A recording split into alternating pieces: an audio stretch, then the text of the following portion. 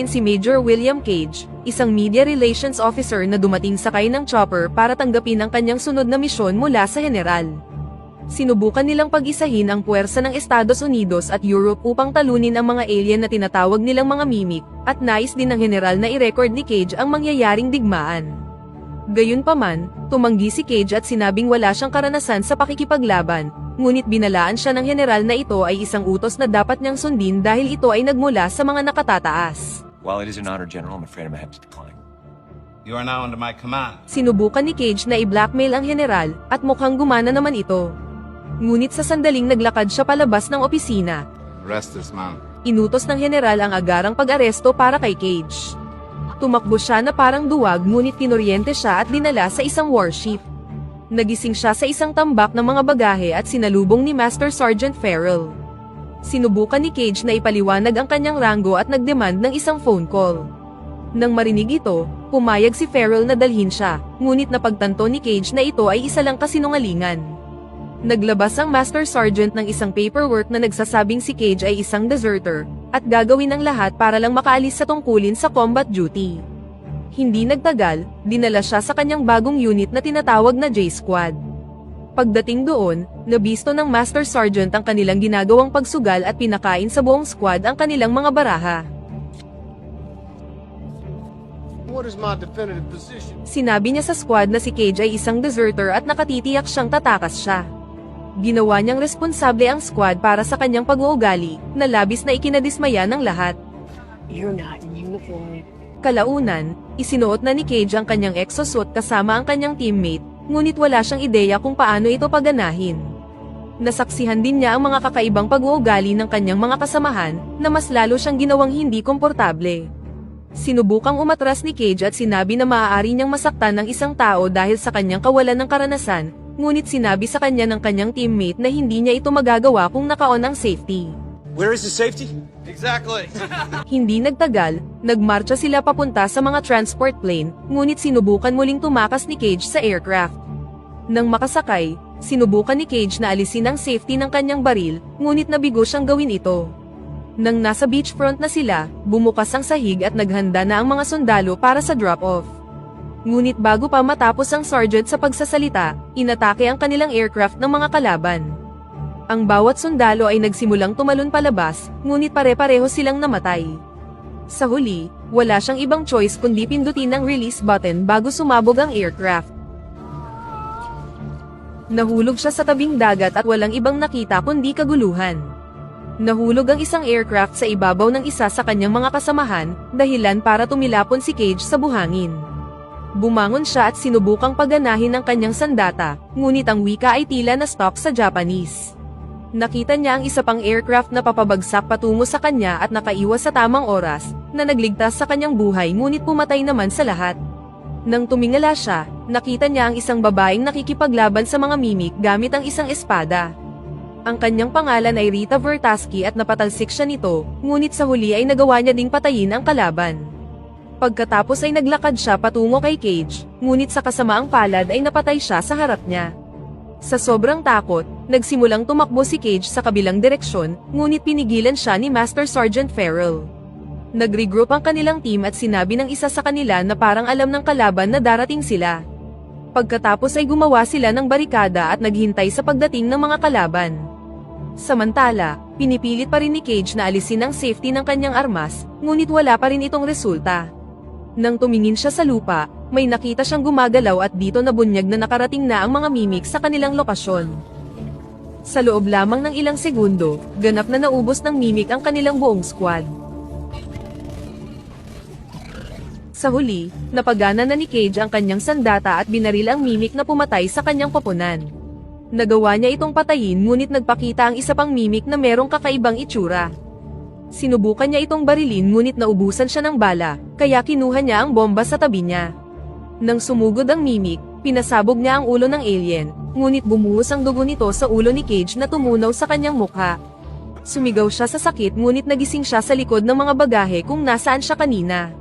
Nakita niyang dumaan ang isang bus at kinilala ang babaeng nakapinta dito bilang ang parehong babaeng nakita niya sa battlefield. Binati siya sa parehong paraan tulad ng huling beses at dinala muli sa kanyang team. Ang mga kaganapan ay eksaktong pareho ngunit sa pagkakataong ito ay meron na siyang alaala ng nakaraang araw, at sa makatuwid ay alam na niya ang mga mangyayari. Nakarating siya sa battlefield at muling nakita ang babae, ngunit sa pagkakataong ito, iniligtas niya ito mula sa kamatayan. Gayunpaman, nabutas ang dibdib ni Cage mula sa gunfire at sa halip na iligtas siya, kinuha ng babae ang kanyang baterya at si Cage ay pinatay ng mimic. Muli siyang nagising sa parehong oras ngunit sa pagkakataong ito, sinubukan niyang kumbinsihin ng sergeant sa pamamagitan ng pagsabi sa kanya ng kanyang personal na impormasyon na hindi niya naman dapat alam. Gayunpaman, hindi ito gumana at kinaladkad siya muli patungo sa J-Squad. Sinubukan niyang kumbinsihin ang kanyang mga kasamahan sa team, ngunit sa tingin nila ay nababaliw na siya at nilagyan ng duct tape ang kanyang bibig.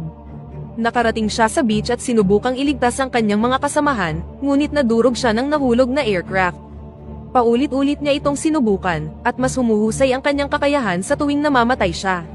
Pagkatapos ng ilang pagsubok, narating ni Cage ang babae at iniligtas siya mula sa mga mimic. Matapos ma-realize na napepredict ni Cage ang hinaharap, ibinaba ni Rita ang kanyang espada at sinabi sa kanya na hanapin siya kapag nagising na siya, bago sumabog ang ship na pumatay sa kanilang dalawa. Bumalik muli siya sa kanyang pangkat at tinulungan silang maiwasang maparusahan ni Master Sergeant Farrell. Habang nagsasanay kasama ang kanyang mga kasamahan, sinubukan niyang tumakas mula sa mga sundalo ngunit hindi siya nagtagumpay sa kanyang unang pagsubok.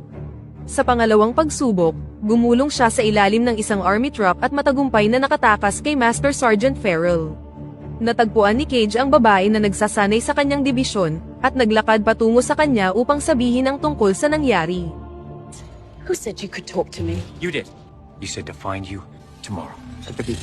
Agad na na-realize ni Rita kung ano ang nangyayari, at ipinaliwanag na nangyari rin sa kanya ang nangyari kay Cage ngunit nawalan siya ng kapangyarihan.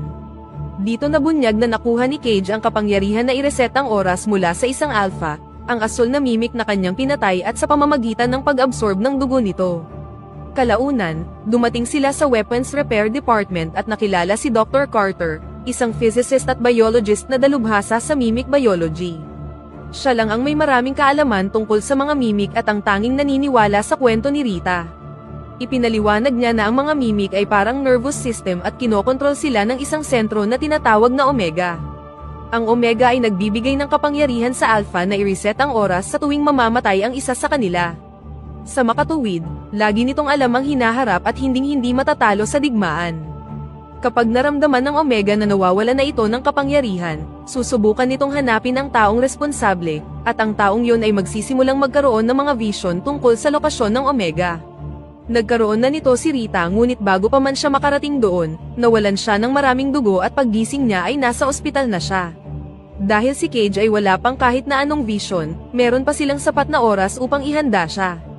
Ang kanyang pagsasanay ay medyo masama noong una. Sinubukan ni Cage na labanan ang mga drone ngunit napatalsik siya nito at nabali ang kanyang likod.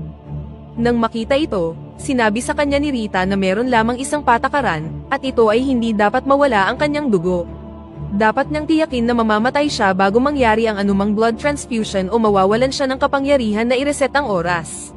Palaging pinapatay ni Rita si Cage sa tuwing nasusugatan siya mula sa kanyang pagsasanay, at kalaunan, si Cage ay nagsimulang magkaroon ng vision ng Omega.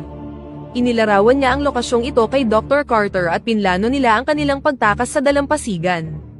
Ilang beses nilang sinubukang pagplanuhan ng mabuti ang pagtakas, ngunit sa bawat pagkakataon, si Rita ay palaging namamatay. Ginawa nitong dismayado si Cage, at mag-isa siyang pumunta sa London para uminom sa isang bar. Doon, nalaman niya na pagkatapos matalo sa dalampasigan, ang mga mimic kalaunan ay nag-take over na din sa London. Sa kagustuhang matapos na ang digmaan, bumalik si Cage sa pagsasanay at ngayon ay meron ng lubos na kakayahan pagkatapos ng maraming round ng kamatayan. Kalaunan, na-figure out na ni Dr. Carter ang lokasyon ng Omega, na nakalagay sa isang dam, ngunit sinabi ni Cage na hindi ito sapat. Kahit anong pilit nila, hindi sila nakakaalis sa dalampasigan. Sa isa sa mga loop nila, sumama siya kay Rita papunta sa dalampasigan at pumatay ng ilang mimic, na labis na ikinamangha ng kanyang team. What's his name again? Sa huli, nakarating sila sa trailer park sa tabi ng beach at plinano ang kanilang pagtakas. Nakahanap si Rita ng caravan ngunit nakalimutang tanggalin ang trailer nito. Nagmaneho siya kasama si Cage at pinaandar ang sasakyan palayo sa mga paparating na mimik. Nang sa tingin nila ay ligtas na sila, lumabas ang isang mimik mula sa loob ng trailer, ngunit nagawa itong idispatcha ni Cage, na nag-alis ng ilang deadweight sa proseso. Habang nagmamaneho, nakipag-usap si Cage kay Rita tungkol sa kanyang personal na buhay, na ikinagulat ni Rita. Halatang hindi ito ang kanilang unang pagtatangka, at tila mas lumalim na ang kanilang relasyon sa kanilang mga nakaraang loop. Matapos maglakbay ng ilang kilometro, naubusan sila ng gasolina at nakarating sa isang farmhouse. Naubusan ng baterya si Cage at iniwan ng kanyang exoskeleton. Natuklasan nila ang isang chopper sa likod ng kamalig at hiniling ni Rita kay Cage na paliparin ito, ngunit sinabi ni Cage na natatakot siyang bumagsak. Nainis si Rita habang kinakalagan ng chopper at natuklasan ni Cage ang malaking sugat na kanyang itinatago. Ginamot niya ito ngunit patuloy na nagpupumilit si Rita na hanapin ang susi ng chopper. Sa kanilang pag-uusap, binigyan siya ni Cage ng kape at nagdagdag ng 3 asukal.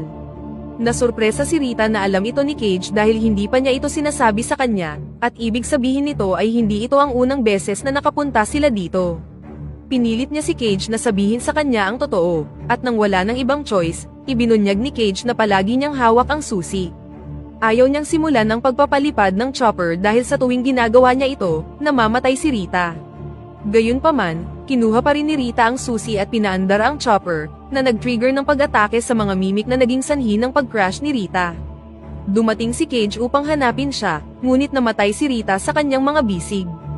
Ilang sandali pa, ang mga kalapit na mimik ay pumalibot na sa kanila at pinatay din ang ating bida. Sa pagkakataong ito, nagising siya at sinubukang hanapin si Rita, ngunit nagbago ang kanyang isip tungkol sa pag-involve sa kanya. Sa paglalakbay, nag-impake siya ng mga dagdag na bala at baterya, at pumunta sa farmhouse ng mag-isa. Pinalipad niya ang chopper at nakarating sa kung saan dapat naroon ang Omega. Pumasok siya sa mas malalim na bahagi ng pasilidad, ngunit nakita niyang wala doon ang Omega. Sa halip, naghihintay sa kanya ang ilang mga mimik at inatake siya on-site. Napansin ni Cage na hindi siya pinapatay ng mga mimik ngunit sa halip ay inuubos lang nila ang kanyang dugo.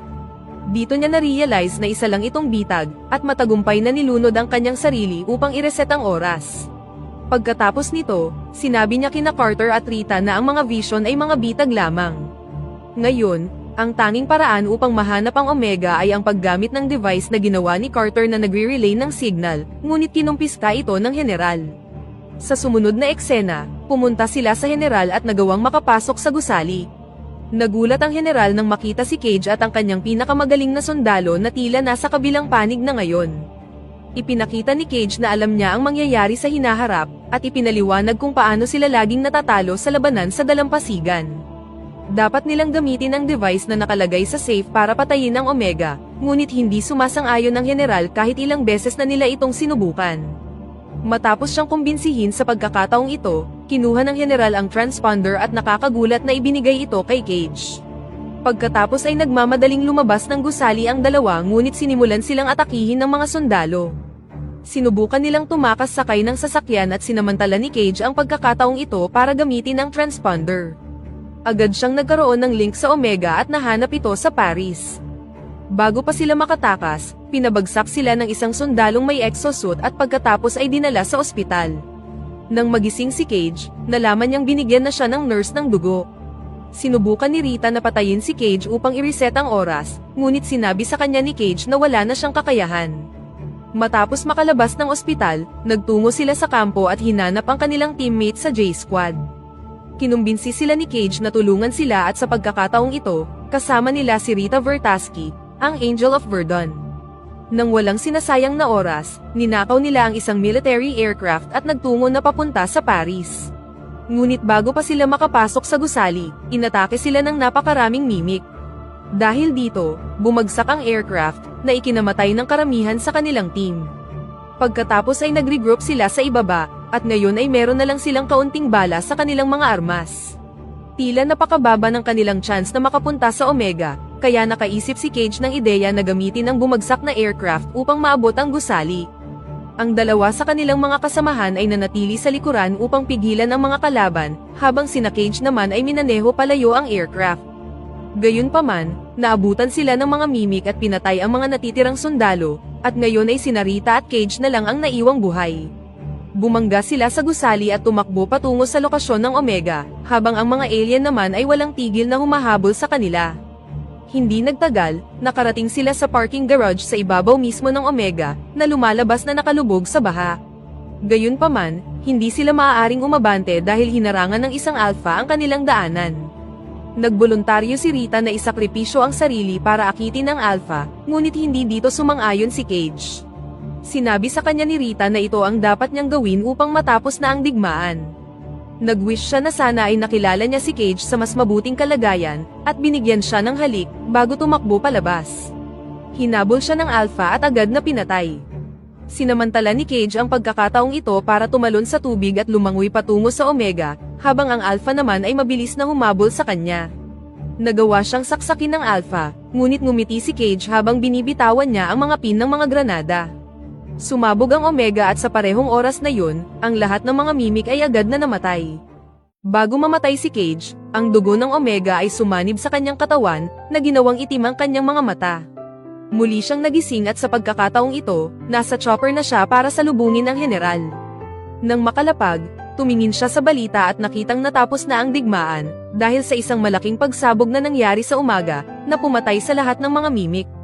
Pagkatapos ay pumunta siya sa J-Squad at nakitang buhay at maayos ang lahat ng kanyang mga kasamahan. Pagkatapos nito, pinuntahan niya si Rita at nakita siyang nagsasanay sa parehong lugar. Dahan-dahan siyang naglakad palapit sa kanya, at sa pagbangon ni Rita, tinanong niya si Cage kung anong pakay niya, ngunit walang sinabi si Cage dahil sa labis na kaligayahan, at dito na nagtatapos ang pelikula.